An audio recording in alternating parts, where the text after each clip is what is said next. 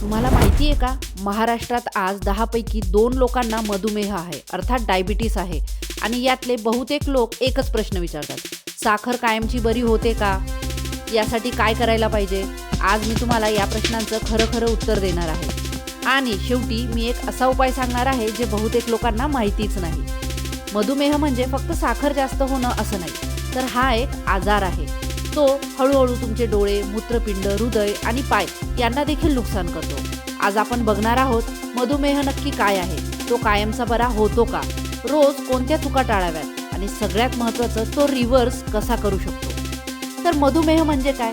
आपल्या रक्तामध्ये जी साखर असते ती ऊर्जेसाठी लागते आणि ही साखर पेशींमध्ये नेण्याचं काम इन्शुलिन नावाचं हार्मोन करतं. मधुमेह असेल तर 2 समस्या होतात. टाईप 1 डायबिटीसमध्ये काय होतं, शरीर इन्शुलिन बनवतच नाही. आणि टाईप 2 डायबिटीसमध्ये असं होतं की शरीर इन्शुलिन वापरत नाही, ज्याला आपण इन्शुलिन रेझिस्टन्स असं म्हणू शकतो.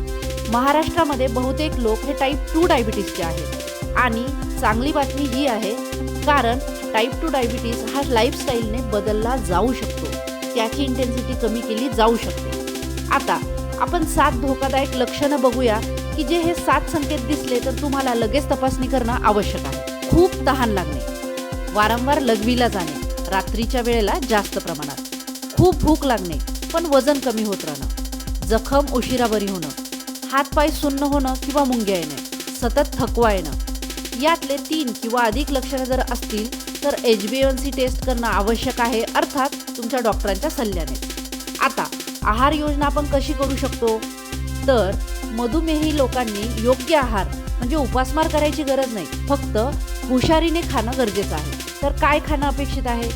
ज्वारी किंवा नाचणीची भाकर, मेथीचे दाणे रात्री भिजत घाला आणि सकाळी ते खा.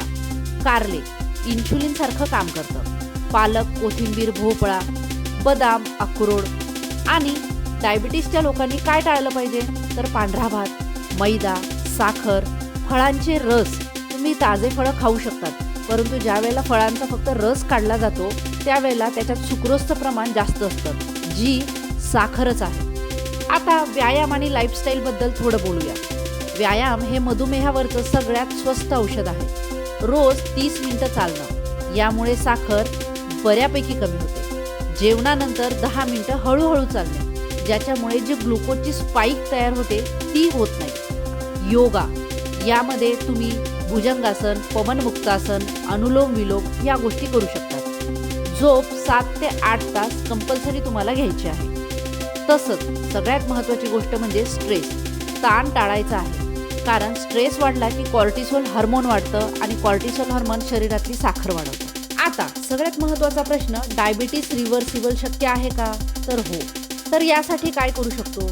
जर आपण आपलं वजन आहे त्या वजनाच्या 10 ते 15% कमी करणे, तसंच प्रोसेस्ड फूड पूर्णपणे बंद करणे, रोज व्यायाम करणे. आजपासूनच एक छोटी गोष्ट बदला, जेवणानंतर 10 मिनिटं चाला. हा व्हिडिओ तुमच्या घरातल्या मधुमेही माणसांना नक्कीच शेअर करा, तसंच इतरही मंडळींना, जेणेकरून त्यांना डायबिटीसला फेस करावं लागणार नाही. लाईक करा, सबस्क्राईब करा.